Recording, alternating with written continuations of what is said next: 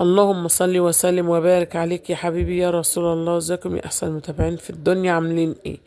النهارده كده معانا هنعمل صينيه بطاطس بالفراخ بطريقه سهله جدا جدا جدا. معايا كده بطاطس، دوت كان كيلو بطاطس. نزلنا عليه ببصلتين حلوين كده كبار، ونزلت عليه بقرنين فلفل او قرنين شطه كده.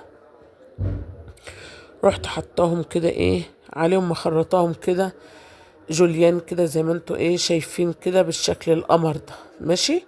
ورحنا جايبين كمان راس توم، ورحت مخرطاها. انتوا عارفين ان التوم الجديد قلنا بيتخرط، مش بيتفصص، ماشي. خرطت راس التوم الصغيرة دي، ورحت جايبة صينية وماسكة الفراخ بتاعتي، كنت غسلاها كويس.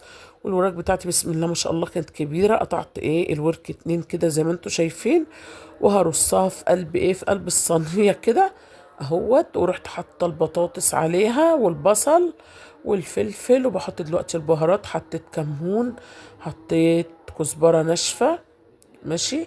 ورحت جاية حاطة معلقة قرفة، وحطيت كمان معلقة بابريكا، حطيت معلقة فلفل أسمر، وحطيت ملح أبيض، ماشي. ورحنا جايين حاطين كده، ورحنا جايبين بقى شفشق الطماطم بتاعنا، ورحت نازلة بيه اهو كده.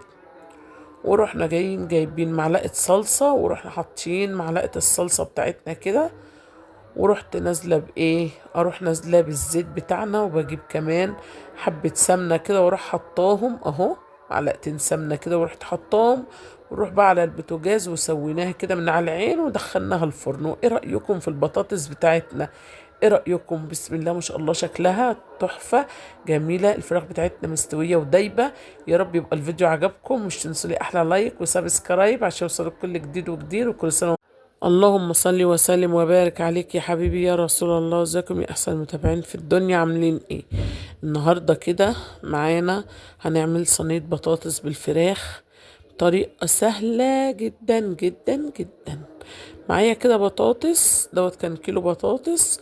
نزلنا عليه ببصلتين حلوين كده كبار، ونزلت عليه بقرنين فلفل او قرنين شطه كده.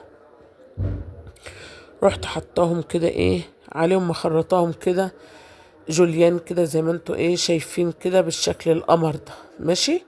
ورحنا جايبين كمان راس توم، ورحت مخرطاها. انتوا عارفين ان التوم الجديد قلنا بيتخرط، مش بيتفصص، ماشي. خرطت راس التوم الصغيرة دي، ورحت جايبة صينية وماسكة الفراخ بتاعتي، كنت غسلاها كويس.